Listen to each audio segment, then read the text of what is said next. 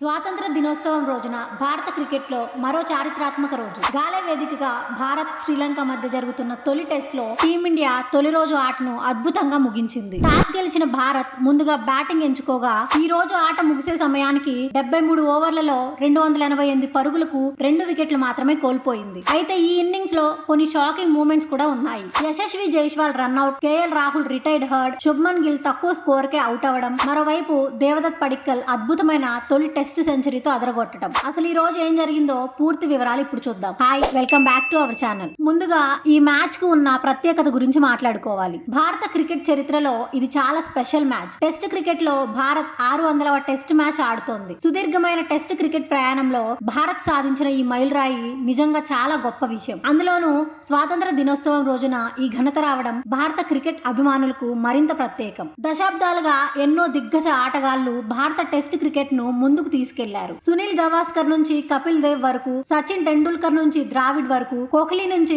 ఇప్పటి తరం ఆటగాళ్ల వరకు ఎంతో మంది ఆటగాళ్లు ఈ ప్రయాణంలో భాగమయ్యారు. అలాంటి చారిత్రాత్మక ప్రయాణంలో 600వ టెస్ట్ అనేది ఒక గొప్ప మైల్ రాయి. ఇక మ్యాచ్ లోకి వస్తే టాస్ గెలిచిన టీమిండియా ముందుగా బ్యాటింగ్ ఎంచుకుంది. ఓపెనర్లుగా యశస్వి జైస్వాల్, కేఎల్ రాహుల్ క్రీజ్ లోకి వచ్చారు. ఇద్దరు ఆరంభంలోనే జాగ్రత్తగా ఆడుతూ స్కోర్ ను ముందుకు తీసుకెళ్లారు. కానీ భారత స్కోర్ 47 పరుగుల వద్ద ఉండగా టీమిండియాకు తొలి వికెట్ పడింది. యశస్వి జైస్వాల్ రన్అట్ అయ్యాడు. జైస్వాల్ 37 బంతుల్లో 32 పరుగులు చేశాడు. అతడి ఇన్నింగ్స్ లో 5 ఫోర్లు ఉన్నాయి. బంతిని ఆపే ప్రయత్నంలో జరిగిన గందరగోళంలో జైస్వాల్ కింద పడిపోవడం, ఆ తర్వాత రన్అట్ కావడం భారత్ కు ఖరీదైన మిస్ గా మారింది. అయితే జైస్వాల్ ఈ మ్యాచ్ లో మరో ప్రత్యేక రికార్డుతో కూడా వార్తల్లో నిలిచాడు. అయితే ఆ అరుదైన రికార్డు ఏంటో ఇప్పుడు తెలుసుకుందాం. ఆగస్టు 15న తన 30వ టెస్ట్ మ్యాచ్ ఆడిన యశస్వి జైస్వాల్ ఇప్పటి వరకు తాను ఆడిన ప్రతి టెస్ట్ ను వేర్వేరు వేదికల్లో ఆడాడు. అంటే జైస్వాల్ ఆడిన 30 టెస్ట్ మ్యాచ్లు 30 వేర్వేరు వేదికల్లోనే. ఈ ప్రత్యేకమైన జాబితాలో భారత దిగ్గజం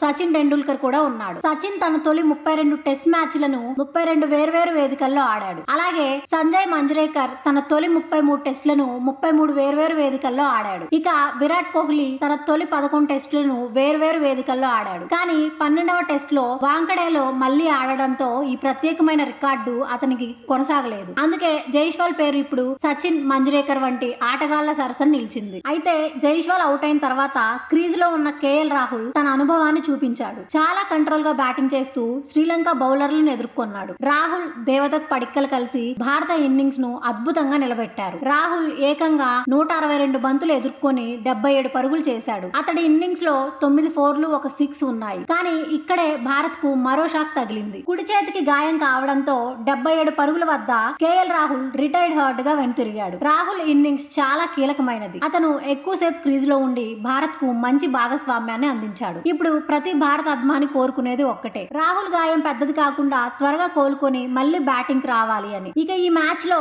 అసలు హీరో ఎవరంటే దేవదత్ పడిక్కల్. సాయి సుదర్శన్ గాయం కారణంగా ప్లేయింగ్ 11 లో చోటు దక్కించుకున్న దేవదత్ పడిక్కల్ తనకు వచ్చిన అవకాశాన్ని 2 చేతులతో అందిపుచ్చుకున్నాడు. ప్రాక్టీస్ లోనే తన బ్యాటింగ్ తో సంకేతాలు ఇచ్చిన పడిక్కల్ ప్రాక్టీస్ ఒక సిగ్నల్ అయితే ఈ టెస్ట్ అతని స్టేట్మెంట్. క్రీజ్ లోకి వచ్చినప్పటి నుంచి చాలా కాన్ఫిడెంట్ గా కనిపించాడు. మొదట కేఎల్ రాహుల్ తో కలిసి భాగస్వామ్యాన్ని నిర్మించాడు. రాహుల్ రిటైర్డ్ హర్డ్ అయిన తర్వాత కూడా పడిక్కల్ ఏ మాత్రం ఒత్తిడికి గురికాలేదు. తన షాట్లతో శ్రీలంక బౌలర్లపై ఒత్తిడి పెంచాడు. బంతిని బట్టి డిఫెన్స్ చేస్తూ అవకాశం దొరికినప్పుడల్లా బౌండరీలు కొట్టాడు. చివరకు తన తొలి టెస్ట్ సెంచరీని పూర్తి చేశాడు. పడిక్కల్ 178 బంతుల్లో 131 పరుగులు చేసి నాట్అవుట్ గా నిలిచాడు. అతని ఇన్నింగ్స్ లో 12 ఫోర్లు, 1 సిక్స్ ఉన్నాయి. ఇది కేవలం ఒక సెంచరీ మాత్రమే కాదు, టీమిండియా ప్లేయింగ్ 11 లో తన స్థానాన్ని నిరూపించుకోవడానికి పడిక్కల్ ఇచ్చిన పెద్ద స్టేట్మెంట్. తొలి టెస్ట్ సెంచరీతో దేవదత్ పడిక్కల్ అదరగొట్టేశాడు. అయితే ఈ మ్యాచ్ లో శుభ్మన్ గిల్ కు మాత్రం నిరాశ మిగిలింది. శుభ్మన్ గిల్ మాత్రం ఎక్కువసేపు క్రీజ్ లో నిలవలేకపోయాడు. 28 బంతుల్లో 16 పరుగులు చేశాడు. అతని ఇన్నింగ్స్ లో 2 ఫోర్లు ఉన్నాయి. శ్రీలంక బౌలర్ ప్రభాత్ జయసూర్య బౌలింగ్ లో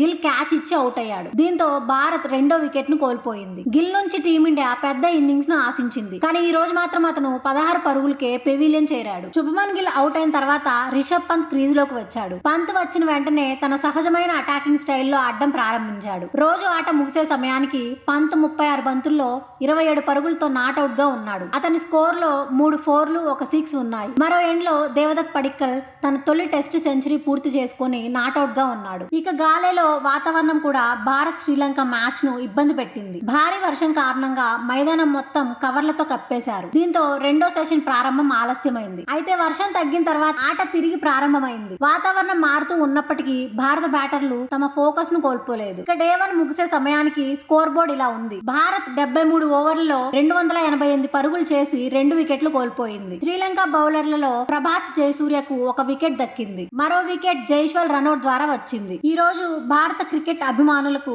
2 విషయాలు చాలా ప్రత్యేకం. ఒకటి, భారత్ 600వ టెస్ట్ మ్యాచ్ ఆడుతున్న చారిత్రాత్మక రోజు. రెండోది, దేవదత్ పడిక్కల్ తన తొలి టెస్ట్ సెంచరీ సాధించిన రోజు. అవకాశం కోసం ఎదురు చూస్తున్న పడిక్కల్ అవకాశం వచ్చిన వెంటనే తన సత్తా ఏంటో చూపించాడు. మరి మీ అభిప్రాయం ఏమిటి? దేవదత్ పడిక్కల్ డబుల్ సెంచరీ చేస్తాడని మీరు అనుకుంటున్నారా? కామెంట్స్ లో తెలియజేయండి. ఈ వీడియో మీకు నచ్చినట్లయితే లైక్ చేయండి, షేర్ చేయండి. ఇలాంటి క్రికెట్ అప్డేట్స్ కోసం మా ఛానల్ ను తప్పకుండా సబ్స్క్రైబ్ చేయండి.